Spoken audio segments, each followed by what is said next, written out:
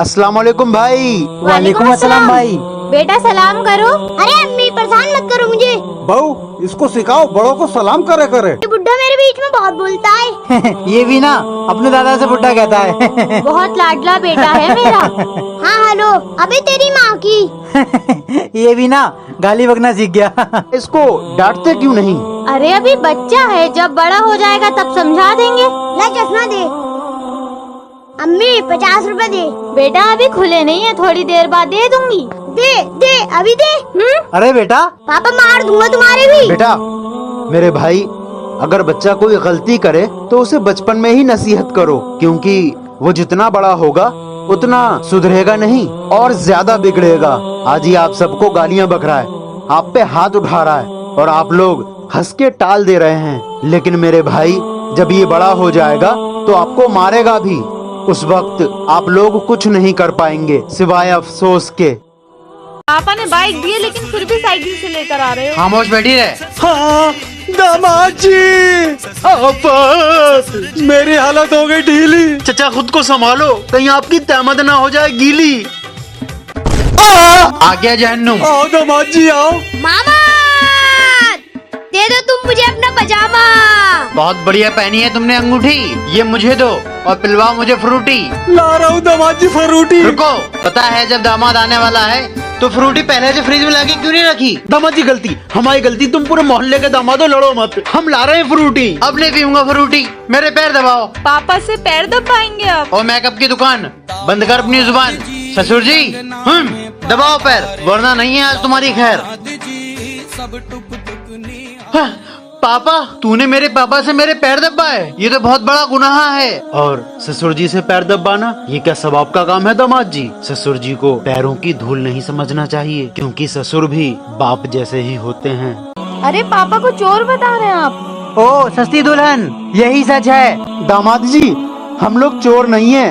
हाँ ओ सस्ती दुल्हन, तू कैसे बोल देगी? चोर चोर मोसेरे भाई, लूट लिया मुझे, दिया ही क्या तुम लोगों ने मुझे दहेज में? गलती हमारी गलती। दामाद जी तुम पूरे मोहल्ले के दामाद हो, लड़ो मत। अच्छा दामाद जी, ये पेन बहुत अच्छा लग रहा है, दे दोगे क्या? भैया बहुत महंगा पेन है, 1 साल से मेरे पास है, ऐसे कैसे दे दूं? जमीन बेच के शादी की है इन्होंने। दामाद जी दहेज क्या होता है ये उस गरीब बाप से पूछो, जिसकी जमीन भी चली गई और बेटी भी। जेब में रखा पेन कोई मांग ले तो देने में हिचकिचाते हैं। जरा सोचो, हम बेटी वाले क्या जिगर रखते हैं जो अपने कलेजे का टुकड़ा किसी को सौंप देते हैं। और कितने बेशरम होते हैं वो लोग जो इतनी कीमती चीज मिलने के बाद भी कहते हैं कि हमें दहेज में दिया ही क्या है।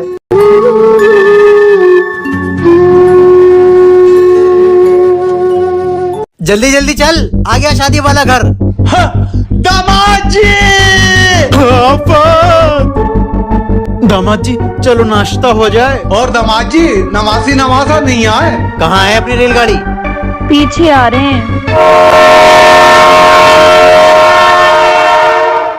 चचा दामाद जी बहुत गजब ढा रहे हैं, इनकी ट्रेन के ये डिब्बे लगातार बढ़ते जा रहे हैं। तुझे क्या दिक्कत है? मेरे बच्चे अपने नसीब का खा रहे हैं। दामाद जी हम ये कह रहे हैं अब बस करो। चुप बुड्ढे, खुद काले चेहरे पे काला चश्मा लगाकर टहल रहे हो और मुझसे कह रहे हो बस करो। तुम्हारी शक्ल देख के लग रहा है अगर मौका मिल जाए ना तो 10 बच्चे और कर दोगे।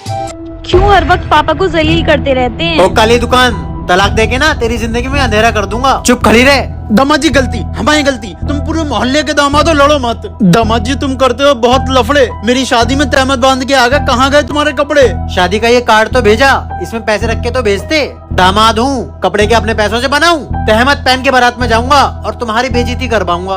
दामाद जी मुझ पे पैसे नहीं थे। दामाद जी 1 मिनट रुको। ये लो दामाद जी, तुम मेरे कपड़े पहन लो और बच्चों के भी कपड़े खरीद लाओ।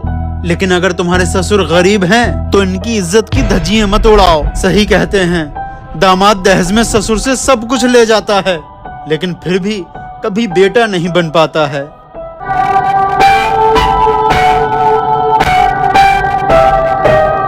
दादे मुझे बड़ी जोर की आई है।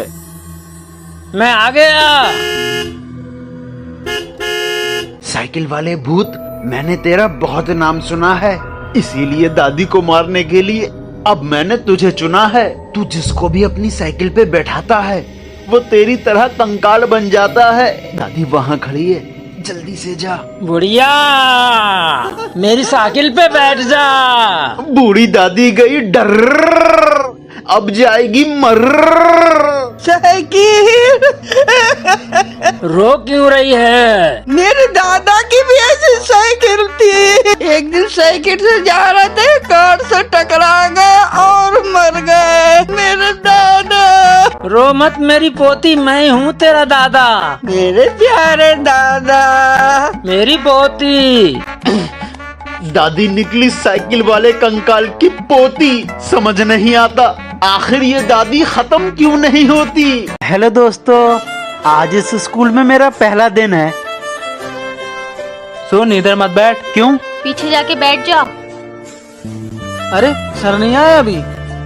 एम गेम एम है, इटी गेम है, नाम बदनाम है, पर अपन का काम है दादागिरी। यहाँ कौन बैठता है? राजू भैया।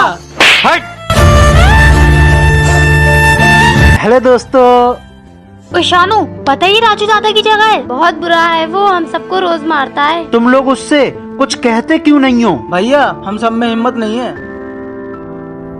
एम गेम एम है, इटी गेम है। बताया था ना ये राजू भैया की सीट है। मैं पहले आया हूँ इसलिए यहाँ मैं ही बैठूंगा। तो तुम मुझे यहाँ बैठने से रोकेगा? मैं रोकूंगी।